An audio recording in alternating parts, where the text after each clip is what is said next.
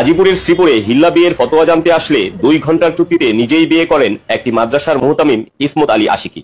হিল্লা বিবাহ কি শরীয়ত সম্মত? সম্মানিত দর্শক মন্ডলী, এই জিজ্ঞাসাটি সমাজে অতীব গুরুত্বপূর্ণ। হিল্লা বিবাহ এদেশের মাটিতে বহু জায়গায় হচ্ছে এবং হিল্লা বিবাহকে মানুষ শরীয়ত বলেই বহাল রেখেছে। হিল্লা বিবাহ করার জন্য কিছু কিছু প্রতিষ্ঠানে কিছু লোককে নির্ধারণ করা আছে, যারা এক বৈঠকে 3 তালাক হয়ে গেছে মর্মে বউ সে ফেরত নিতে পারবে না ফতোয়া দিচ্ছেন। তারাই কিছু লোক নির্ধারণ করে রেখেছেন যে ওইসব আলেম বা হাফেজ বা ব্যক্তি এক রাতের জন্য ওই লোকের স্ত্রীকে বিবাহ করবে, তারপর সকালে তালাক দিয়ে দিবে, তখন সে লোকের জন্য বৈধ হয়ে যাবে। আপনারা হিল্লা বিবাহের কথাটি অবগত আছেন। হিল্লা বিবাহটি এদেশের সমাজে বহুল প্রচলিত একটি বিষয়। মানুষ রাগ করে এক বৈঠকে 3 তালাক দিয়ে দিয়ে ভুল বুঝতে পারছে এখন বউ কিভাবে ফেরত পাবে। হিল্লা বিবাহের পদ্ধতি অবলম্বন করছে, কারোর সাথে এক রাতের জন্য বিবাহ দিয়ে দিচ্ছে, সেখানে সে রাত যাপন করার পরে সকালে তাকে তালাক দিয়ে দিচ্ছে, তারপরে এই লোকটি আবার সেই স্ত্রীকে বিবাহ করে নিচ্ছে। এ হচ্ছে হিল্লা বিবাহ। দুঃখজনক হলেও সত্য যে এত বড় অপছন্দ কাজ, যার ব্যাপারে রাসূল সাল্লাল্লাহু আলাইহি সাল্লাম কঠোরভাবে অভিশাপ করেছেন, তাকে মানুষ নির্দ্বিধায় আমলে বাস্তবায়ন করছে এবং আলেম সমাজই তা বাস্তবায়ন করছেন এবং করার জন্য উদ্বুদ্ধ করছেন, এটাই বলতে হয়। সম্মানিত দর্শক মণ্ডলী, আমরা হিল্লা বিবাহকে হারাম নাজায়েজ বলি এবং এই বিবাহ একটা অভিশাপের মাধ্যম। যারা করছে, যারা করিয়ে নিচ্ছে, উভয়ই অভিশপ্ত। এমন নাজায়েজ হারাম কাজ জায়েজ নয়। আপনারা দেখুন, আপনাদের সামনে আমরা হিল্লা বিবাহ জায়েজ নয় মর্মে কয়েকটি সহিহ হাদিস পেশ করছি। ইবনে আব্বাস রাদিয়াল্লাহু তাআলা আনহু বলেন, রাসূল সাল্লাল্লাহু আলাইহি ওয়াসাল্লাম অভিশাপ করেছেন, লানা রাসূলুল্লাহ সাল্লাল্লাহু আলাইহি সাল্লাম আল মুহাল্লিলা ওয়াল মুহাল্লালা লাহু।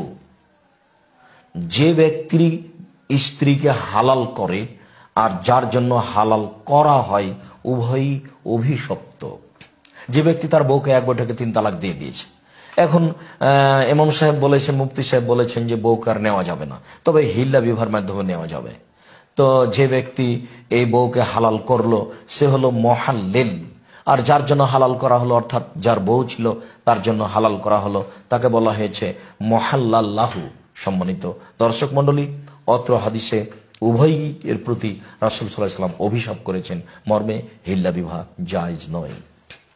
আলী রাদিয়াল্লাহু তাআলা আনহু বলেন, লানা রাসূলুল্লাহ সাল্লাল্লাহু আলাইহি সাল্লাম আল মুহাল্লিলা ওয়াল মুহাল্লালা লাহু। যে ব্যক্তি হিল্লা বিবাহ পদ্ধতিতে কোনো মেয়েকে কোনো লোকের জন্য বৈধ করে, হালাল করে, তার উপরে অভিশাপ, এবং যার জন্য করা হয় তার উপরে অভিশাপ। ইবনে মাজাহ হাদিস নাম্বার 1934, 1935। ইবনে মাজার 1936 নম্বর হাদিসে আরো বলা হয়েছে, উকবা ইবনে আমির রাদিয়াল্লাহু তাআলা আনহু বলেন, রাসূল সাল্লাল্লাহু আলাইহি সাল্লাম বলেছেন, আলা উখবিরুকুম বিত্তাইসিল মুস্তাআরে। ধার করা পাঁঠার কথা আপনাদেরকে আমি বলবো না? কালু বালা ইয়া রাসূলুল্লাহ। সাহাবীগণ বললেন, হ্যাঁ আল্লাহর নবী বলেন, ধার করা পাঁঠা কি জিনিস? আবারও বলি, উকবা ইবনে আমির রাদিয়াল্লাহু তাআলা আনহু বলেন, রাসূল সাল্লাল্লাহু আলাইহি সাল্লাম বললেন, আলা উখবিরুকুম বিত্তাইসিল মুস্তাআরে। আমি তোমাদেরকে ধার করা পাঁঠার কথা বলবো না? কালু বালা ইয়া রাসূলুল্লাহ। সাহাবীগণ বললেন, বলেন আল্লাহর রাসূল, ধার করা পাঁঠা কি জিনিস? কালা, তখন তিনি বললেন, হুয়া আল মুহাল্লিলু। তা হচ্ছে হালালকারী। যে ব্যক্তি হিল্লার মাধ্যমে কারো স্ত্রীকে হালাল করে সে হচ্ছে ধার করা পাঁঠা। শুনতে ভারী লাগছে না? খারাপ লাগছে না? সম্মানিত দিনী ভাই বোন, এটাই এক শ্রেণীর আলেম বৈধ বলে সমাজে ব্যবহার করছেন, যা আপনারা খুব দিনের মতো অবগত আছেন। রাসূল সাল্লাল্লাহু আলাইহি সাল্লাম এই ভাষায় উল্লেখ করেছেন। তারপরের পরের বাক্যে তিনি বলেছেন, লানাল্লাহু আল মুহাল্লিলা ওয়াল মুহাল্লালা লাহু। যে ব্যক্তি হিল্লার মাধ্যমে কোনো ব্যক্তির জন্য মেয়েকে হালাল করে এবং যার জন্য করা হয়, উভয়ের উপরই অভিশাপ। এই দিকে যাবেন কেন? এক বৈঠকে মানুষ 3 তালাক দিলে 1 তালাক এটাই চূড়ান্ত। আল্লাহ তাআলা বলছেন আর তালাক মারাতান, মানুষ তার বউকে ফিরিয়ে নেওয়ার ব্যাপারে 2 তালাক পর্যন্ত সুযোগ রয়েছে। এক বৈঠকে কেন, এক ঋতুতে, এক হাইজের মধ্যে এক ঋতুতে অর্থাৎ এক পবিত্রতায় 1,00,000 কোটি তালাক দিলে 1 তালাকই হবে। কেননা আল্লাহ তাআলা বলছেন তোমরা তোমাদের স্ত্রীদেরকে তালাক দাও তাদের ইদ্যতের মধ্যে। তো এক ইদ্যত সমান 1 মাস, 1 তহুর, তাহলে 3 তালাক হবে 3 তহুরে। আর এই ব্যাপারে অনেক সহিহ হাদিস রয়েছে যা আপনারা অবগত আছেন। কোরআন মাজিদে আল্লাহ তাআলা বলছেন বউ ফিরিয়ে নেওয়া তালাক হচ্ছে 2টি। রাসূল সাল্লাল্লাহু আলাইহি সাল্লাম এক বৈঠকে 3 তালাককে 1 তালাক বলে গণ্য করেছেন আর বলছেন আমি যে সমাজে আছি সেই সমাজে তোমরা স্ত্রীদেরকে নিয়ে খেলতামাশা করো, ফিরিয়ে নাও তুমি তোমার স্ত্রীকে। রাসূল সাল্লাল্লাহু আলাইহি সাল্লাম এভাবে আদেশ করেন।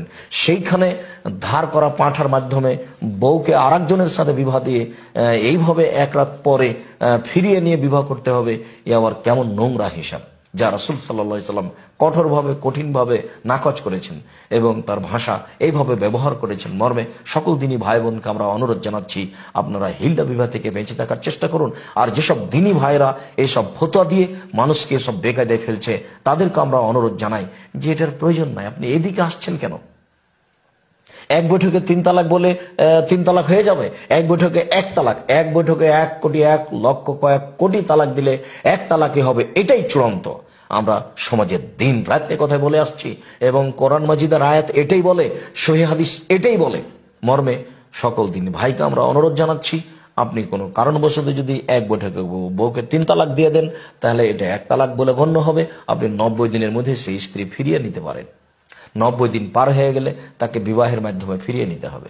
কোনোদিন আবার তালাক হয়ে গেছে তখন আপনি তাকে 2 তালাক বলে হিসাব করে আবার স্ত্রী ফিরে নিয়ে সংসার করতে পারবেন 90 দিনের মধ্যে। এভাবে যখন 3য় বার ঘটে যাবে তখন আপনি আর স্ত্রী ফেরত পাবেন না, তখন অন্য জায়গাতে বিবাহ হবে। তখন সে কোনো এক সময়ে কোনো এক পর্যায়ে যদি তালাক দিয়ে দেয় তাহলে আপনি তাকে বিবাহ করতে পারবেন। এ আবার কোন মজাকীয় কথা যে রং করে বিবাহ দিবে, রং করে সকালে তালাক দিয়ে দিবে তারপরে আপনি বিবাহ করবেন। ধর্ম কি কোনো খেলতামাশার জিনিস? সম্মানিত দিনী ভাই বোন, এইভাবে দিন ধর্মের কথা জাতির সামনে পেশ করা আদৌ ঠিক নয়। সকল দিনী ভাই বোনকে এ ব্যাপারে আমরা সোচ্চার হওয়ার জন্য অনুরোধ জানাচ্ছি। আর যারা এইসব ফতোয়া দিচ্ছেন তাদের ব্যাপারে আল্লাহর কাছে আমরা হেদায়েত কামনা করছি। আল্লাহ তুমি তাদেরকে সঠিক পথে নিয়ে আসো, তারাও যেন কোরআন এবং সহিহ হাদিস অনুযায়ী ফতোয়া দিয়ে সমাজকে সঠিক পথে প্রচারিত করার চেষ্টা করে। তুমি সর্বশক্তিমান, তোমার দরবারে এই দাবি রেখে আমরা আপাতত এই ফতোয়াটি এখানে শেষ করছি। আল্লাহ আলা বিসসাব ওয়া সাল্লাল্লাহু আলা নবী ওয়া সাল্লাম। আসসালামু আলাইকুম।